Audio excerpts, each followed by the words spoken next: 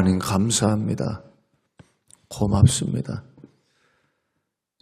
거룩한 주일 은혜 안에 보내게 하시고 생명호흡을 연장하사 주 전에서 예배하며 찬양하며 감사하며 하나님의 영광 올려드리게 하심도 감사합니다.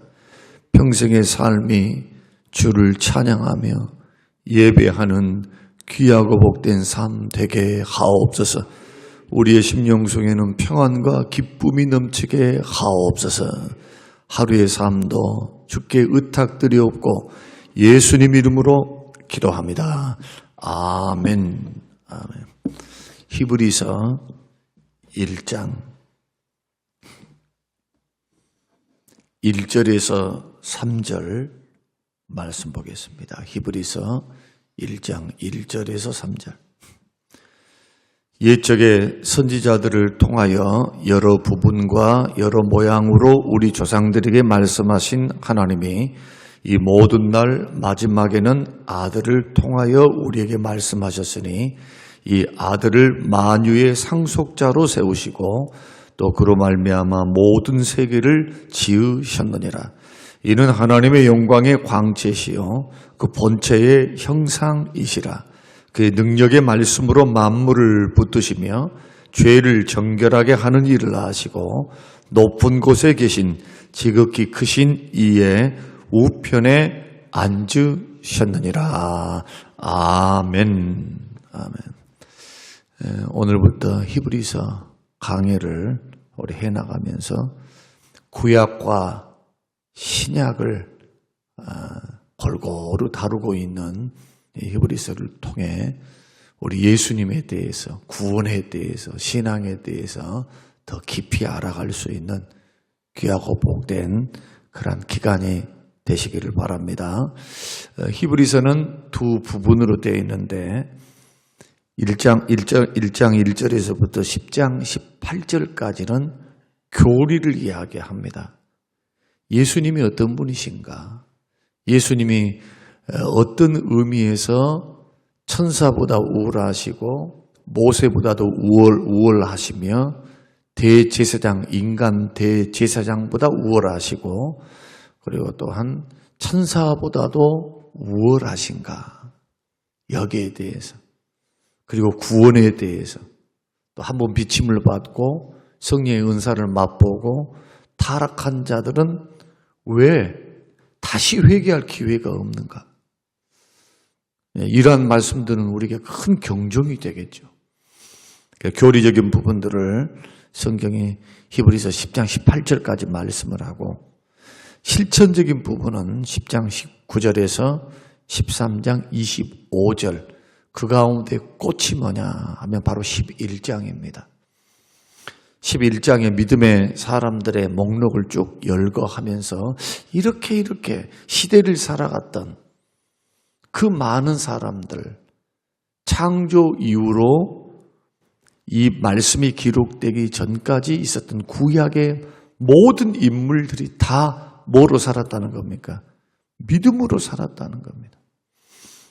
이런 말씀을 통해서 우리에게 큰 경종을 주면서 도전을 주고요. 그리고 히브리서의 목적은 예수 그리스도를 자세하고 깊이 있게 알기 위해서. 히브리서를 알게 되면 구약을 알게 돼요. 구약. 구약이 다 예수님 이야기였구나. 다 예수님의 모형이었구나. 성경이 구원의 책이었구나. 믿음의 책이었구나. 하나님의 구원의 그 중심에는 예수님이 계셨구나 하는 것을 알게 되니까 우리의 신앙의 방향성이라든지 성경을 읽는 그러한 목표가 분명히 보이겠죠. 성경을 통해서 확인하는 것이기 때문에 저와 여러분이 히브리서를 통해서 더 깊은 믿음으로 들어가고 이제는 신약만 알았다면 구약을 더 깊이 알아서 여러분의 구원의 근거가 튼튼하고 그리스도를 아는 지식에서 자라가야 믿음이 흔들리지 않기 때문에 더 신앙이 깊어지시기를 주님의 이름으로 축원합니다. 하나님께서 인간에게 주시는 말씀은 오늘 본문의 말씀 보면은 선지자들을 통해서 주시는 말씀과 말세의 아들을 통해서 주시는 말씀, 이 두 말씀으로 나누었습니다. 옛적의 선지자들을 통해서 여러 부분, 여러 모양으로 우리 조상들에게 말씀하셨다. 이 말씀은 구약 성경을 말씀하죠. 39권의 구약 성경을 그렇게 말씀하셨다. 그런데 하나님이 모든 날 마지막에는 이 말세라는 말이거든요. 그럼 말세의 개념이 뭐냐 하면 예수님이 이 땅에 육신을 입고 오신 그 순간부터 말세가 시작이요. 예수님이 재림할 때까지, 그때가 말세입니다. 그럼 지금은 말세 지말이라고 말을 합니다. 어느 때보다도 많은 징조를 봤을 때, 성경적인 증거를 봤을 때 예수님의 재림이 가까웠다라고 많은 사람들이 공감하고 있습니다. 성경적인 증거를 볼 때, 또 이스라엘의 회복 속도를 볼 때, 복음 증거의 속도를 볼 때, 중동 사태를 볼 때, 유럽 사태, 처처의 기근도, 전쟁도, 천재지변도, 이것은 재난의 신약이니까 거론할 필요는 없지만 가장 중요한 것이 땅끝까지 복음이 증거되고 유대인들의 회복입니다.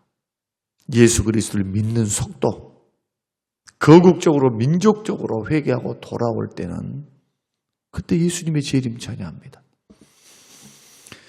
그런 시대에 우리가 살고 있기 때문에 오늘 예수님을 가장 깊이 있게 알고 이 말세지말에 은혜를 받는 가장 가까운 길, 그러면서도 예수 안에서 주시는 놀라운 하나님의 축복을 가장 빠르게 올바르게 받을 수 있는 길을 히브리서가 우리에게 말씀을 하고 있습니다.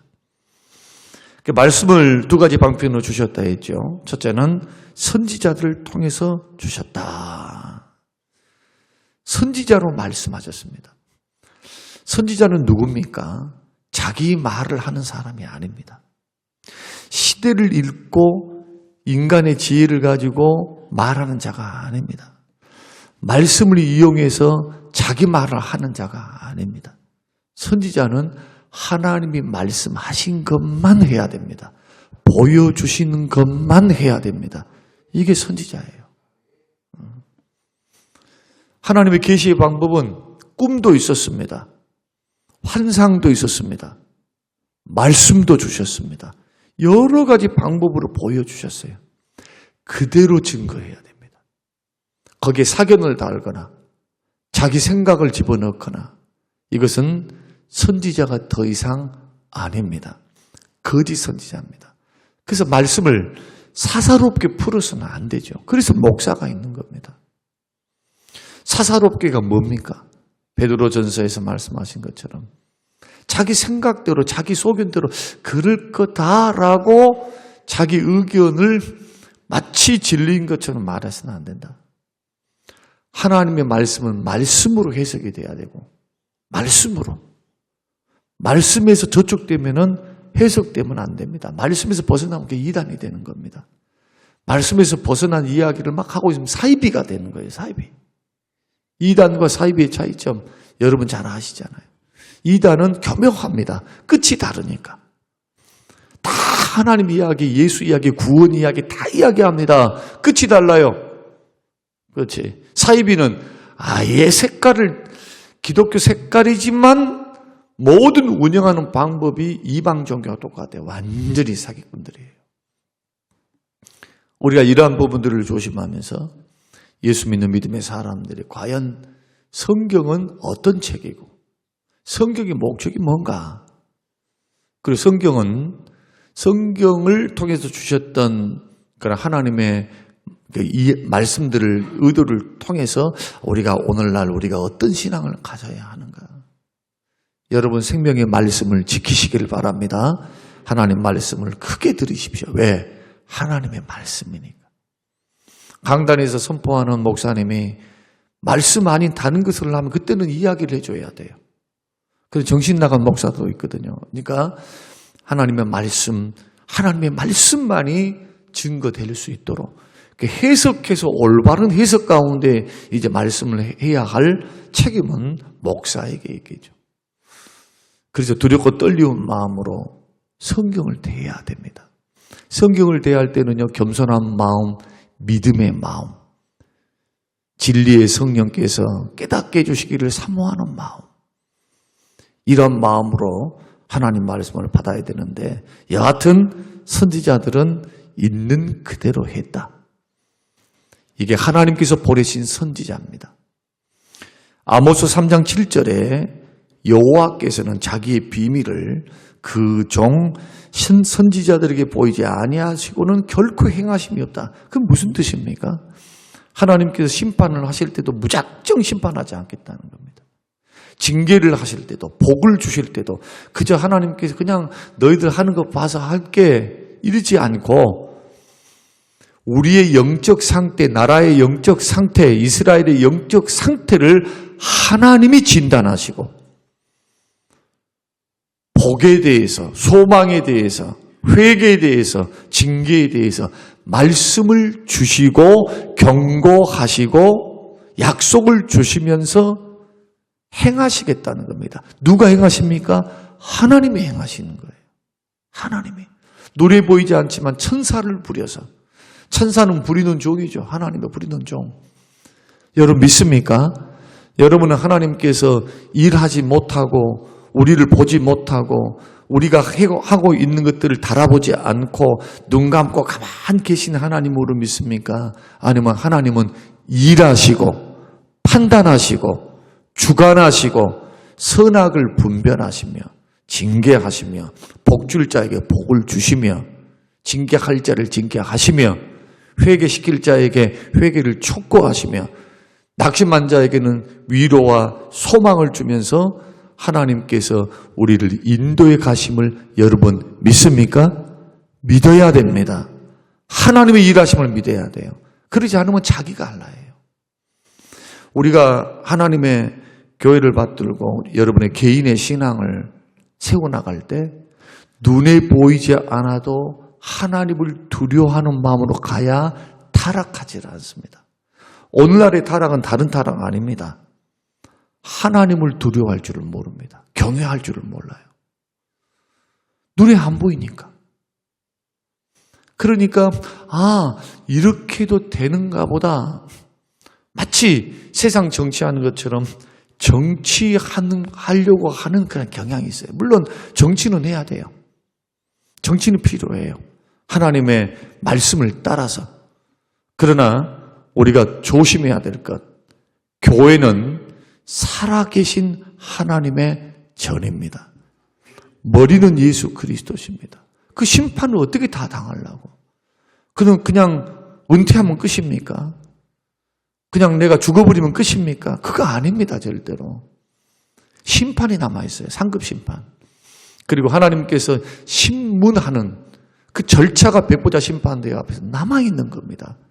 우리는 그냥 예수 믿었으니 막연히, 오늘 이제 뒤에 히브리서를 말씀드릴 때 계속 말씀드릴 텐데, 그냥 믿었으니까 구원받았으니까 끝. 너무너무 신복음주의 영향을 너무너무 한국교회가 받고 있어요. 과거 우리의 선배들은 이렇게 안 믿었다고 해요, 이렇게. 그러니 우상숭배에 목숨을 버린 거예요. 어떻게 사람들 앞에서 너희들이 나를 부인하면 나도 하나님 앞에서 그 날에 너희를 부인하리라. 이 말씀을 크게 들은 겁니다. 크게 들어. 물론 사람이 연약해서 부족해서 넘어질 수는 있어요. 그러나 회개하면 용서하시죠. 왜? 무한대로 용서하시니까. 무한대로. 그러나 우리가 기억해야 될 것은 뭐냐? 심판하신 하나님이 있다. 우리의 삶을 달아보신다. 우리의 삶을, 공력을 나타낸다. 우리가 살았던 인생이 80이 되든 30이 되든 상관이 없어요. 하나님 앞에는.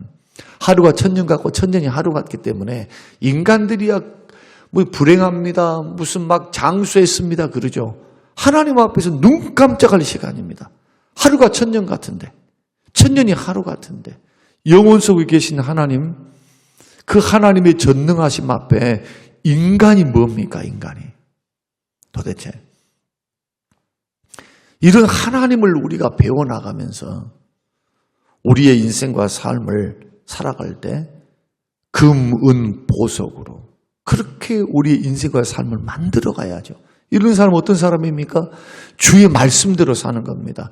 예수님이 나의 왕이 되어서 나를 다스리고 통치하시고 말씀과 성령으로 도전을 주실 때 그때 말씀과 성령의 원리를 따라서 육신의 소욕이 아니라 성령의 소욕을 따라 걸어가는 거예요. 내가 하고 싶은 대로 하는 게 아니라 주님이 뭐라고 말씀하시는가, 성령님은 뭐라고 말씀하시는가, 그걸 크게 듣는 겁니다. 눈에 안 보여도 주님 달아보고 계시기 때문에 그 자유의지를 우리에게 주시면서 맡기신 거예요. 그래서 말씀을 알고 기도 많이 하란 말이 그 말이에요. 몸된 교회를 받들고 섬기고 직분이 세워지면은 정말 실수할 수 있거든요. 근데 그 실수가 하나님을 향한 실수입니다.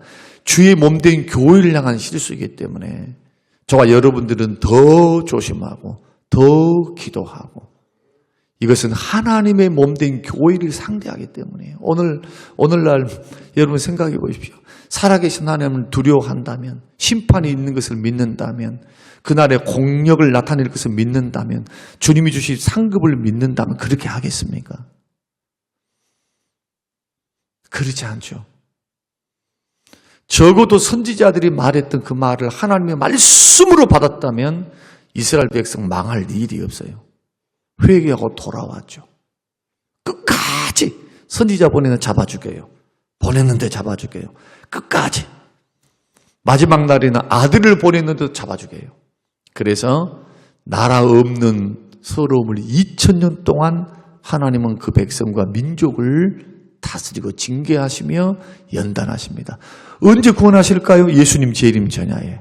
지금은 어떤 구원의 때입니까? 이방인들의 구원의 시대입니다. 지금은. 그 로마서에서 말씀하고 있는 로마서 11장의 말씀이죠. 여러분, 하나님의 말씀, 선지자들에게 주시는 그 말씀을 주님은 가르치시면서 하기 때문에 언제나 우리는 어디에 민감해야 되느냐? 하나님의 뜻이 어디 있느냐? 기록된 말씀 속에 있는 거예요.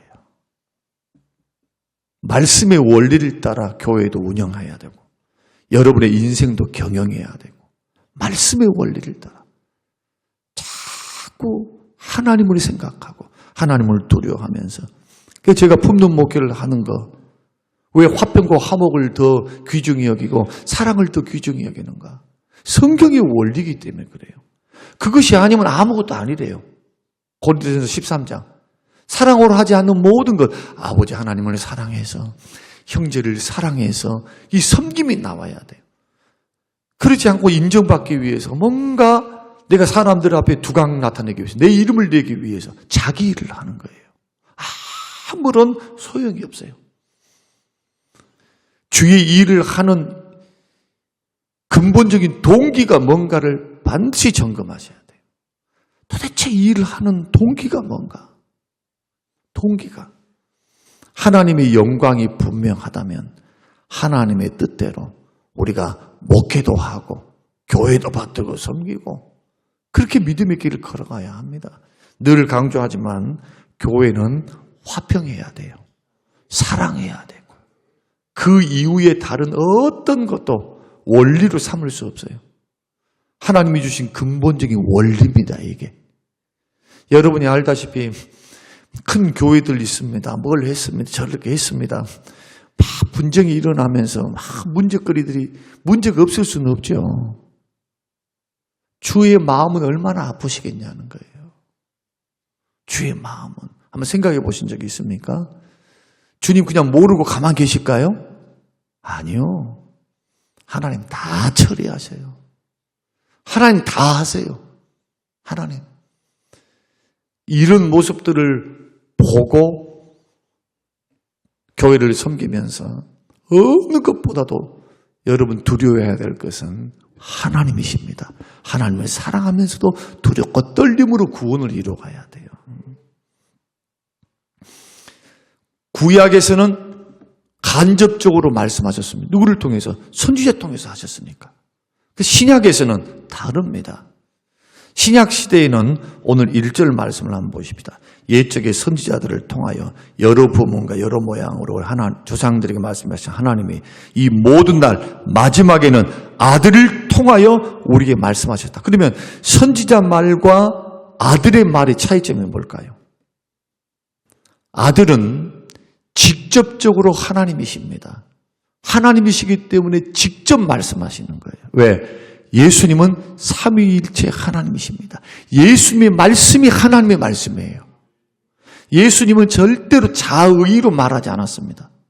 아버지 하나님으로부터 듣는 거, 보는 거. 왜? 3년 반 동안 계시면서 예수님이 하셨던 건 한 가지입니다. 한 가지. 구속사역 완성하기 위해서 자기 자유를 제한하시고 죄 짓지 않고 율법을 다 지키시고 율법 아래 오셔서 영광 일도 받지 않으셨어요. 영광. 주님 영광 하나 안 받으셨어요. 모든 영광 다 하나님께. 죽은 자를 살릴 때도 하나님 앞에 축사, 감사 기도 올리면서 영광 올려드리면서 내 말을 들으시고 나와 함께 하심을 주여 감사하나이다. 내가 이렇게 하는 것은 나를 위함이 아니요 이들을 위함이니이다. 다 듣고 있습니다. 이들이 지금. 구경하면서 도대체 나사로가 어떻게 될 것인가?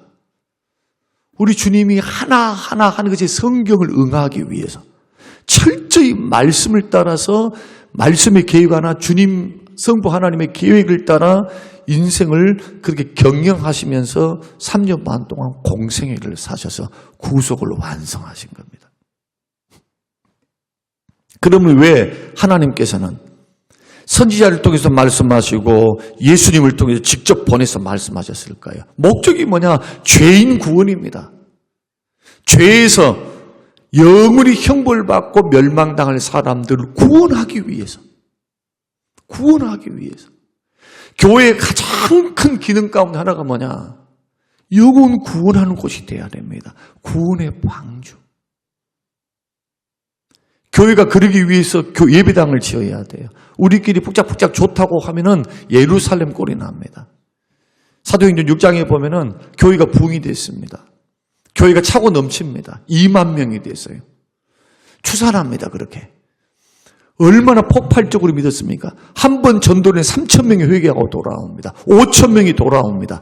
베드로의 능력이 있는 것이 아니고 이미 그 예루살렘에서 복음을 들었던 사람들은 이미 예수님의 기적을 알고 있었던 분들, 그 예수님의 부활에 대해서 이미 소문이 나서 긴가민가 하면서 진짜 맞아? 이미 예수님의 부활을 통해서 그 마음속에 뭔가 일어나지 않았는가? 오순절날 성령의 역사를 통해서 야 봐라 희한한 일이 일어났네. 저들이 무식한 자들인데 그들이 말하는 게 다 뭡니까? 하나님의 살아계심을 선포하고 복음을 선포하는 방언들 아닙니까? 방언들. 오순절에 있었던 이런 예비적인 상황들을 하나님이 다 운행하시면서 베드로를 들어서 사용하신 것뿐이죠. 그 수만 명이 있을 때 땅끝까지 복음을 증거하라 했는데 그러지 않습니다. 자기들끼리 모여 있어요. 그냥 여기가 좋사오니 하고. 주께서 어떻게 하십니까? 핍박이 일어나게 하셔서 주께서 사도들을 제외하고 그 수많은 예수 믿는 사람 싹 흩어버렸어요. 흩어져서 뭘 했습니까? 복음 전도하고 교회 세웠습니다. 저는 우리 교회의 비전과 꿈 가운데 하나가 교회가 교회를 세웠으면 좋겠다. 교회가 선교지에 교회를 또 세우는 거예요. 자꾸 분립해서 세우고 자꾸 땅끝까지 복음을 증거해서 교회가 없는 곳, 복음이 들어가지 않는 곳에 자꾸 예수 생명 복음을 증거하고 이게 하나님께서 원하시는 뜻이며 말씀하시는 구원의 방법이기에 오늘 죄인을 구원하기 위해서 주님이 66권의 말씀을 주셨다면 오늘 저와 여러분들이 이 하나님의 놀라운 구원의 비밀, 구원의 계획, 뜨거운 하나님의 사랑을 우리가 살펴보면서 성경 66권은 구원의 책이고 예수 그리스도에 대한 말씀이며 그 예수 그리스도에 대한 말씀의 핵심은 사랑이며 사랑이죠. 사랑으로 되어 있으니까 우리 예수님이 가르쳐 주신 대로 사랑이죠. 하나님 사랑, 이웃 사랑. 그것을 선포하면서 복음을 증거하는 것. 그러면서 하나님의 말씀은 약속의 말씀이니까, 언약의 말씀이니까 구원만 주신 것이 아니죠. 삶의 규범으로서 주의 원리를 따라서 나의 삶과 인생을 순종하면서 주의 뜻대로 걸어가면 복이 약속되어 있어요. 이 땅에서 주실 놀라운 물질의 복, 건강의 복, 잘됨의 복, 형통의 복, 영육이 잘 되는 복. 삶의 규범입니다. 거룩한 주의 뜻입니다. 이 말씀 버려서는 안 됩니다. 예수 믿고 구원받았으니 이제부터 말씀이 필요 없습니다 하는 게 구원파 이단입니다. 그래서 성경을 우리가 배워나가면서 목적은 죄인 구원이다. 그래서 성경은 구원받은 자에게 삶의 규범으로서 거룩한 명령이기 때문에 그 명령에 불순종하는 게 죄지요. 그래서 하나님 말씀 힘들고 어렵지만은 주의 말씀을 사랑하는 마음으로 지켜가는 거예요. 사랑하니까 주의를 지키고, 사랑하니까 우상 숭배하지 않고, 내 마음속에 삶 속에 일어나는 그 우상들을 세우지 않고, 사랑하니까 살인하지 않고, 거짓 증거하지 않고, 형제 이웃을 사랑하면서 그 원리를 따라 우리의 삶을 만들어갈 수만 있다면 구원받은 성숙한 그리스도인이면서 온유한 자가 땅을 차지하고 심령이 가난한 자가 천국이 저희 것이고, 주를 위해서, 의를 위해서 핍박받는 자가 천국이 저희 것이며, 애통하는 자, 자기 죄에 대해서 애통할 줄 알고 자기 아직도 예수 그리스도를 믿으면서도 아직도 내 속에 남아있는 이것 때문에 주 앞에 몸부림치며 기도하며 애통하는 자는 위로를 주님으로부터 받을 것이며, 이러한 주께서 주셨던 그 복들, 영적인 복, 물질적인 복들이 다 말씀 순종하며 걸어갈 때 주시는 축복이다. 그러므로 오늘 우리가 히브리서를 통해서 배워나가는 이 말씀, 하나님은 우리에게 말씀하십니다. 말씀을 통해 우리를 인도해 가십니다. 생명의 길, 복된 길로 인도하시는 그 하나님을 우리 만나게 되시기를 주님의 이름으로 축원합니다. 고마우신 하나님 아버지, 고맙고 감사합니다. 하나님이 살아계심과 하나님이 우리의 주인 되심을 늘 고백하며 믿음으로 걸어갈 수 있는 우리 복된 인생들이 될 수 있도록 도와주시어서 하나님의 말씀에 창념하게 하셔서 주의 말씀이 언제나 생각나게 하시고 암송되게 하시고 그 말씀을 읽고 듣고 내 것으로 삼아 주의 뜻에서 벗어나지 않고 우리의 인생을 경영해 갈 수 있는 지혜로운 건축자들과 같은 하나님의 사람들 될 수 있도록 축복하시고 영육이 주의 말씀 순종하며 살아갈 때 복받게 하옵소서. 감사드리오며 예수님 이름으로 기도합니다. 아멘.